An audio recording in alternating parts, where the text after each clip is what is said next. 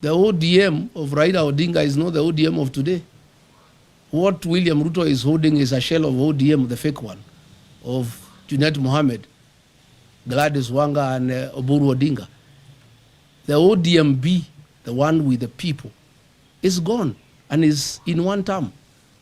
The people of Ukambani are gone, they are in one term. The people of Kisii are gone, they are in one term. The mountain is gone, is in one term. And by the way, there is no UDA without the mountain. It's a shell. So let him not, and he should know, Azimio only lost because the mountain did not go to Azimio in total. As we talk, the mountain, Azimio, United Opposition, ODMB, all of us are in one term. We'll get 70+1 and we'll make him one-term president. So let him stop sending people to abuse President Uhuru Kenyatta. Let him not demean Azimio. Let him deal with his own challenges that are self-inflicted. He mismanaged politics. He mismanaged the country. He made corruption a way of life. He made lies as his trademark. And Kenyans are fed up because they can see through him.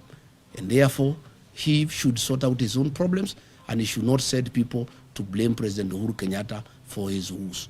And I want to say to the people of Kenya that I will take time. Anytime Uhuru Kenyatta is attacked, I must defend him as our retired president, as my brother, as my kinsman, and I have a responsibility to do so. And that I'll be able to do from time to time. Thank you very much, asanteni sana, Mungu abariki.